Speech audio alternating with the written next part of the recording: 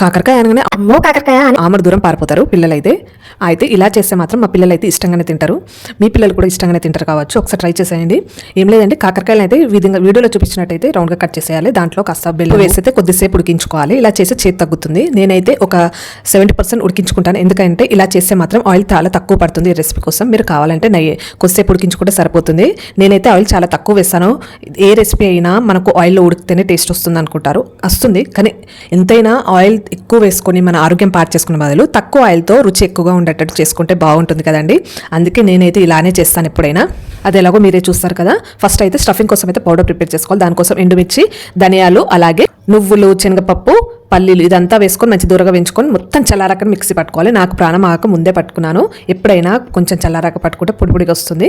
వీడియోలో చూపించినట్టు కాకరకాయలో స్టఫింగ్ నింపేసుకొని కొద్దిగా ఆయిలే వేసుకున్నాను. మీరే చూస్తున్నారు కదా. ఇలా కాకరకాయలన్నీ నింపుకొని ఒక్కొక్క కాకరకాయ అయితే పేస్ట్ చేసుకొని మూత పెట్టేసుకోవాలి. ఒక 5 నిమిషాల తర్వాత మూత తీసి మళ్ళీ అటు ఇటు కలుపుకోవాలి. మీరే చూసారు కదండి. మళ్ళీ స్టీల్లో నేను ఎంత తక్కువ ఆయిల్ వేసానో తర్వాత మిగిలిన పొడి కూడా వేసుకొని బాగా కలుపుకోవాలి. నేను ఆయిల్ తక్కువ వేసాను కాబట్టి లైట్గా వాటర్ చిలకరించుకుంటూ ఇట్లా మధ్య మధ్యలో కలుపుకుంటూ ఉండాలి. మాకు బాధ ఎందుకు అనుకుంటే ఎక్కువ ఆయిల్తో చేసుకోండి, బాగుంటుంది. ఇలా చివరిలో కొత్తిమీర వేసుకుంటే సరే. సాంబార్కి అయితే సూపర్గా ఉంటుంది. ట్రై చేయండి. చిన్న లైక్ ఇవ్వచ్చుగా.